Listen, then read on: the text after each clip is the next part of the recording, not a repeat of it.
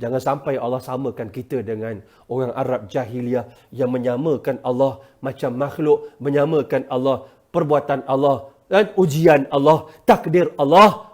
Macam kita anggap Allah tu pakcik kita. Allah tu kita bermuamalah, kita deal dengan Allah macam kita deal dengan majikan kita, macam dengan manusia. Jahatnya kita, buruknya kita, degilnya, kurang ajarnya kita kepada Allah Subhanahu wa ta'ala. Sebab tu saya sebut, semalam saya dah sebut, bagi anak nama yang baik. Panggilan itu doa. Jangan doa pada anak benda yang tak baik. Kita tidak tahu masa depan apa jadi pada anak kita. Terkadang anak yang kita puji bagi duit tiap-tiap bulan, anak itu tuan-tuan menolak kita ke dalam api neraka Allah Subhanahu wa ta'ala.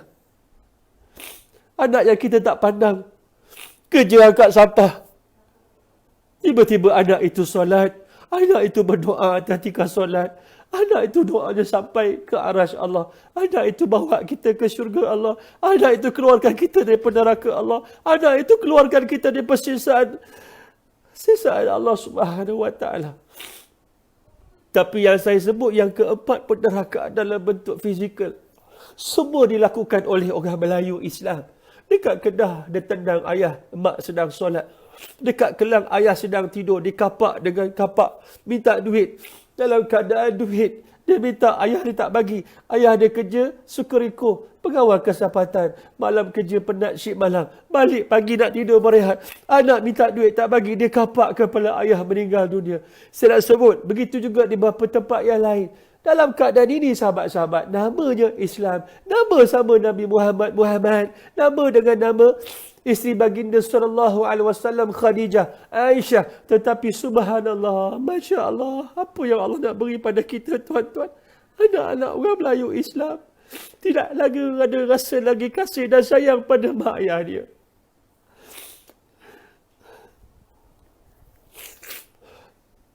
Kat rumah sini Bukit Beruntung, badan dia besar tuan-tuan, budak Ipoh. Bila saya lepas solat, saya peluk, dia menangis tuan-tuan. Tuan-tuan tahu disebut apa?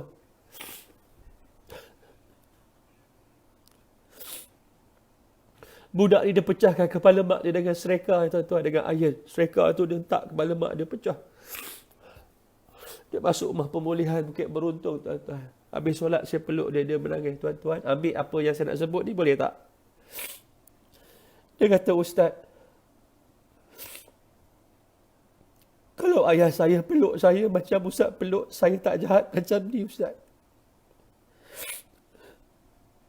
Kalau ayah saya peluk macam Ustaz peluk, saya tak jahat macam ni.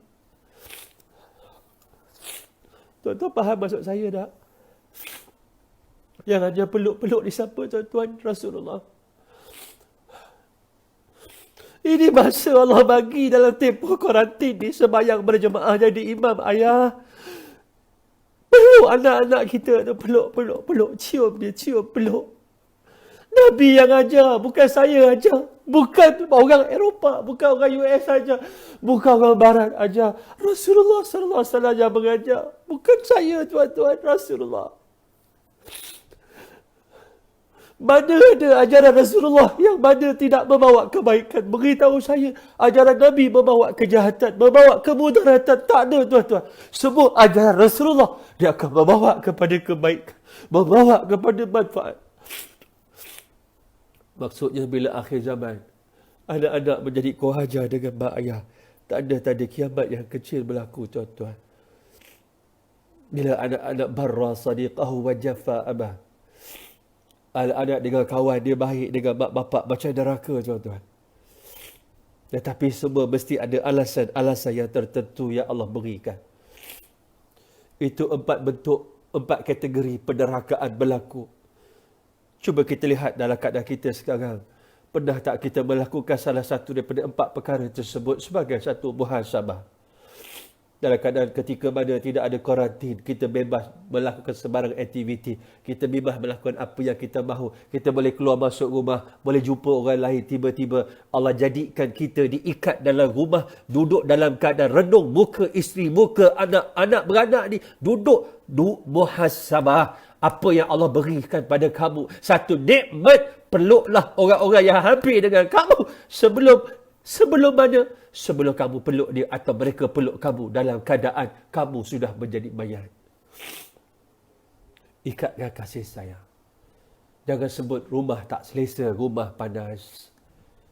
Saya tahu ada orang rumah dia selesa besar, ada orang rumah kecil. Allah uji masing-masing dengan kemampuan masing-masing. Tapi kalau rumah kita ada agama, kecil macam mana pun, nescaya ada keberkatan. Tuan-tuan nak kata rumah tuan-tuan kecil, tuan-tuan tengok rumah Rasulullah, rumah Nabi yang mulia. Sahabat bertanya macam mana rumah Rasulullah.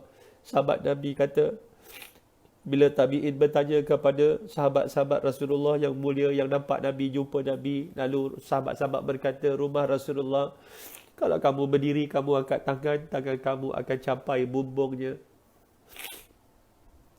Kalau kamu duduk bersolat, macam Nabi solat malam, tiba-tiba Aisyah baring, terpegang, radhiyallahu anha, terpegang kaki Nabi, kecilnya bilik Nabi. Tak seperti bilik bedroom, master bedroom tuan-tuan. Master bedroom tuan-tuan, ada bilik air, ada aircon. Rasulullah tak ada. Nabi sembahyang, Siti Aisyah radhiyallahu anha terkalih terpegang kaki Nabi, kecilnya bilik Nabi. Sebab itu Nabi dia wafat hari Isnin pagi. Nabi dikebumikan Selasa malam Rabu tuan-tuan. Kenapa lama? Sebab mengambil kira orang yang solat jenazah, disusun. Mula-mula keluarga terdekat, barulah keluarga terjauh, sahabat yang jauh. Bermulanya dengan laki-laki, barulah perempuan muslimat. Bermulanya dalam keadaan orang-orang muhajirin, barulah ansar. Masuk sedikit. Bilik Nabi kecil tuan-tuan. Mana bilik Nabi? Rumah Nabi, kubur Nabi di Madinah sekarang, itulah bilik Nabi, kecil bilik Nabi tuan-tuan. Ditanya pada Aisyah macam mana Nabi punya tilam. Nabi ambil apa dia tilam Nabi? Itu dia sabut tamar tu dimasukkan dalam bekas kulit. Itu tempat Nabi baring tuan-tuan. Ditanya isteri Nabi, rumah Nabi kan banyak, kecil-kecil rumah Nabi. Ditanya macam mana, ditanya kepada Maimunah, macam mana tilam Nabi? Tilam Nabi tu kain tebal sikit, kasar, dilipat dua, itulah tilam Nabi. Satu hari Maimunah rasa sedih tengok Rasulullah baring di atas tilam yang kasar, ditambahkan satu kain dilipat 4 biar tebal. Nabi kata, aku baring di atas apa wahai isteriku? Kata isteri dia Maimunah radhiyallahu anha, wahai Rasulullah, engkau baring di atas kain yang sama. Kenapa aku rasa lain ya wahai isteriku? Kain tersebut aku lipat 4 biar tinggi sikit, tebal sikit, biar engkau selesa. Kata Rasulullah sallallahu alaihi wasallam, wahai isteriku, jadikan tilam ini seperti mana tilam aku baring, dengan kain yang kasar dilipat 2 saja. Kerana apa? Nabi kata, aku takut nanti selesa. Bila selesa nanti aku payah nak bangun. Aku nak beribadah. Biar dunia aku ni tak hebat mana, tetapi aku mudah beribadah. Akhirat aku tu lebih penting. Nabi boleh nak kaya tuan-tuan, malaikat jaga bukit turun. Ketika Nabi susah, ketika Nabi puasa, Nabi jalan terhoyong-hayang. Ketika terhoyong-hayang Rasulullah berjalan, laparnya Nabi berbuka puasa dengan sahur air saja selama hampir 3 hari. Sayyidina Umar tengok Nabi macam nak rebah. Nabi angkat tangan, ya Allah, inikah yang kau berikan pada hamba yang kau paling kasih, yang kau paling sayang. Cukuplah ya Allah. Cukuplah ya Allah. Kau dapat memberikan aku sedikit daripada dunia ya Allah. Turun malaikat menjaga bukit, wahai Muhammad. Kalau kau nak aku tukar bukit menjadi emas, aku tukar sekarang. Apa kata Rasulullah, wahai malaikat? Cukuplah sehari aku makan. Sehari aku berlapar. Ketika aku makan, aku bersyukur di atas nikmat Allah. Ketika aku berlapar, aku bersabar di atas ujian dia. Kalau kita rasa kita susah, rumah kita kecil, Nabi lagi susah, rumah dia pun kecil, sahabat-sahabat. Jadikan rumah kita syurga Allah. Kita tak rasa berat dengan keadaan sekarang. Kita dapat ikatkan kasih sayang sesama kita, insya-Allah. Anak beranak, insya-Allah. Jadi tuan-tuan, puan-puan, muslimin muslimat yang dirahmati oleh Allah Subhanahu wa taala, saya tak dapat nak meneruskan sampai habis poin yang kedua. InsyaAllah kita sambung besok lah. Kita buat sikit-sikit tadi. Kita sambung besok. InsyaAllah seperti biasa pukul 12. Tanggungjawab anak-anak yang soleh. Kita masuk bahagian ketiga, si tanggang corona, bahagian 3. Tajuk ni saya nak kompres pun payah sebab dia panjang. Yang panjang pun saya buat sebagai bahagian 1, part 1 dengan part 2. Jadi kita tak dapat nak habis. InsyaAllah cukup sekadar ini dah tuan-tuan. Jangan lupa amalan-amalan kita kat rumah, solat berjemaah, jaga waktu solat ada, azan je terus dah siap dah. Dalam tempoh dah masuk fasa kedua. Bila azan dekat Zuhur, sudah pasti anak-anak berada di tikar solat, di sajadah, dah siap. Kita jadi imam. Ayah-ayah yang laju sikit dah boleh tolak anak-anak yang laki-laki, dah akhir balik tolak ke depan jadi imam. Di samping kita memperbaiki diri, kita perbaiki keluarga kita. Tengok anak-anak kita ni tuan-tuan. Anak-anak kita ni kalau tak boleh menjadi syurga kita, anak-anak kita ni menjadi neraka kita tuan-tuan. Wa na'udzubillah min zalik. Boleh Boleh insya-Allah. Masa-masa yang terluang. Dulu kita sibuk, waktu pagi kerja, ambil masa ni ada panjang tuan-tuan. Solat duha 2 rakaat pagi. Lepas subuh kumpul anak-anak, bacalah Quran. Bacalah yang mudah dulu kalau kita rasa payah. Ini masa kita. Jangan rasa malu. Jangan kita rasa malu dengan kelemahan kita depan anak-anak kita. Terimalah kelemahan ini untuk kita bina kebaikan-kebaikan yang positif. Ambil peluang ada masa. Besok insya-Allah doakan banyak-banyak, wabak ni cepat selesai, balik kita ke surau masjid. Didik anak kita yang tak boleh baca Quran, yang tak pandai solat, bawa dia kepada Allah. Berat kita sebagai laki-laki insya-Allah.